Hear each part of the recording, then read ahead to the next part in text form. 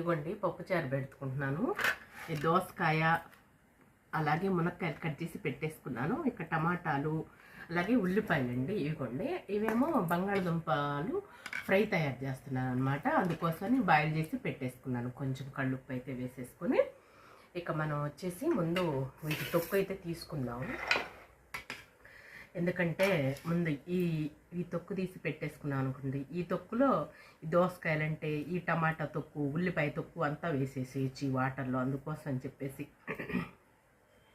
మన ఆలోచనలో మళ్ళీ డిఫరెంట్గా ఉంటాయి కదండి మన ఆడవాళ్ళందరికీ కూడాను.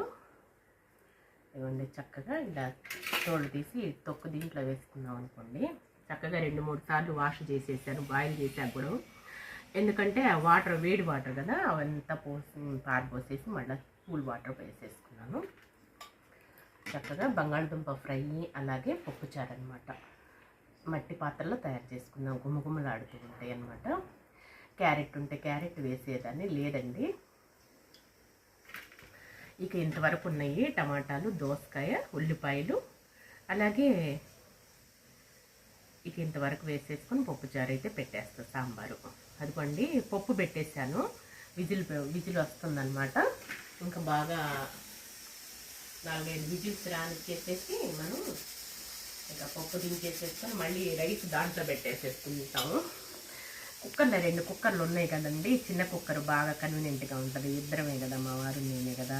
అందుకోసం చెప్పేసేసి మళ్ళా పప్పు ఎనుపుకొని చక్కగా ఒక బౌల్కి పెట్టేసుకొని దాంట్లో అన్నం పెట్టేసేసుకుంటాను, పని అయిపోద్ది అనమాట.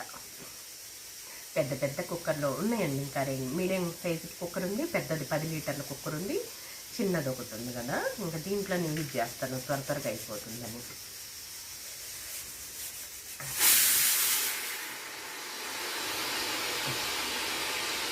పప్పు బాగా లక్ అయిపోయింది అనుకోండి, బాగుంటుంది.